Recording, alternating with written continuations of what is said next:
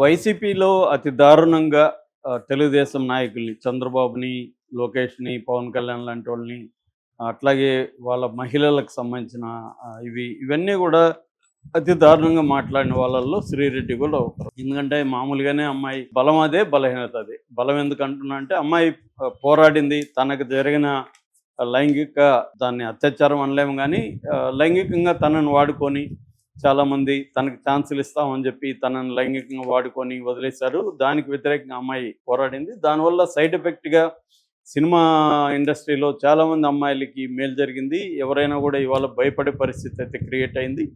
దాంతో మహిళా సంఘాలు కూడా యాక్టివేట్ అయినాయి. మీడియా కూడా యాక్టివేట్ అయింది. ఒక రకంగా మంచి అయితే జరిగింది ఆ అమ్మాయి పోరాటం వల్ల.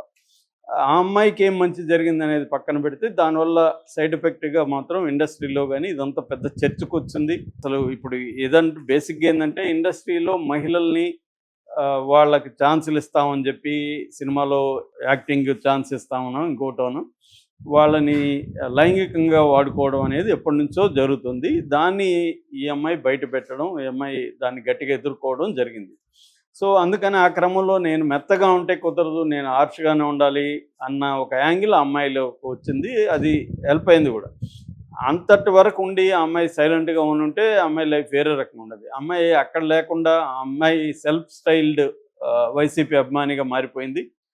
ఇంకా అక్కడి నుంచి రోజు తెలుగుదేశం, జనసేన వీళ్ళ మీద రోజు వీడియోలు పెట్టడం, ఇదన్నీ చేయడం మొదలుపెట్టింది చెన్నైకెళ్ళిపోయి. అక్కడ కూడా చెన్నైలో కూడా కొంతమంది యాక్టర్సు, డైరెక్టర్స్ వాళ్ళతో గొడవలు పెట్టుకోవడం, ఇక్కడ చాలామంది మీద పోస్టులు పెట్టడం, ఇలాగా ఈ అమ్మాయి తన కాజుకి బయటకెళ్ళిపోయి బ్లాక్‌మెయిలింగ్ చేయడం, లేకపోతే పొలిటికల్‌గా చాలా అబ్యూజివ్‌గా మాట్లాడడం, బండబూతులు మాట్లాడడం, ఈ దీంట్లోకెళ్ళిపోయింది.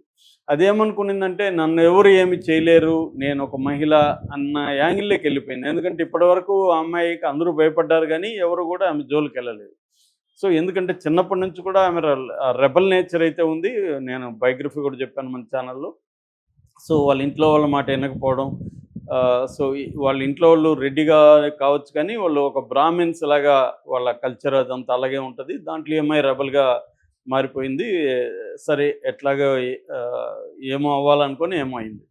ఇప్పుడేమైందంటే ఈ తెలుగుదేశం వాళ్ళ మీద ఇలా మాట్లాడేసరికి ఇవన్నీ కూడా తెలుగుదేశం వాళ్ళు, జనసేన వాళ్ళు వీళ్ళందరూ కూడా అమ్మాయి పట్ల అంటే అరెస్ట్ చేయాల్సిన టాప్‌లు 10 లిస్ట్ ఏస్తే అందులో ఈమె కూడా ఉంటుంది.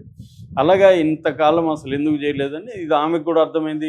ఇప్పుడు నన్ను అరెస్ట్ చేస్తారేమో భయపడింది. ఆల్రెడీ నోటీసులు వెళ్ళడం, ఆ అమ్మాయి పేరు చాలా కేసులు అమ్మాయి మీద కంప్లెయింట్లు ఇవ్వడం, ఇవన్నీ జరిగేసరికి అమ్మాయి అందరికీ సారీ చెప్పింది.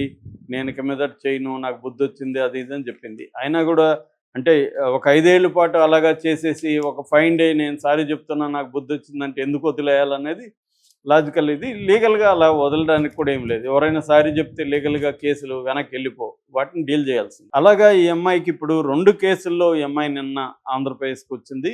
ఒకటి విజయనగరం నెల్లిమర్ల దగ్గర పూసపాటి రేగ పోలీస్ స్టేషన్. అక్కడ సీఐ రామకృష్ణ ఆమెను ఇంటరాగేట్ చేశాడు. 2 అనకాపల్లి సీఐ విజయ్ కుమార్ ఆమె కూడా ఇంటరాగేట్ చేశాడు. ఈ 2 కేసులు ఏందంటే అనకాపల్లిలో లాస్ట్ ఇయర్ 2024 నవంబర్ 13న తెలుగు మహిళ రాష్ట్ర ఉపాధ్యక్షురాలు కొనతాల రత్నకుమారి ఒక కంప్లైంట్ ఇచ్చింది ఈ అమ్మాయి మీద. అలాగే విజయనగరం నెల్లిమర్ల పోలీస్ స్టేషన్‌లో కింతాడ కళావతి అక్కడ నెల్లిమర్ల నగర పంచాయతీ కౌన్సిలరు ఆమె కూడా డిసెంబర్ 13, 2024లో ఆమె కంప్లైంట్ ఇచ్చింది. అంటే నవంబరు, డిసెంబర్లో కంప్లైంట్లు వచ్చాయి. దీన్ని బేస్ చేసుకొని వాళ్ళు అరెస్ట్ చేయబోతున్నారన్న వార్త ఈ అమ్మాయికి అందింది. దాంతో ఈ అమ్మాయి హైకోర్టుకెళ్ళింది. హైకోర్టులో ఈ అమ్మాయి ఆర్గ్యుమెంట్ ఏంటంటే ఇట్లా నా మీద కేసులు పెడుతున్నారు, సో నన్ను అరెస్ట్ చేయొద్దని చెప్పండి అనేది ఆమె హైకోర్టుకెళ్ళింది. హైకోర్టు కూడా ఈ మీద ఉన్న సెక్షన్లన్నీ కూడా 7 ఏళ్ల జైలు శిక్ష లోపల ఉన్నాయి కాబట్టి ఈ అమ్మాయిని అరెస్ట్ చేయొద్దండి.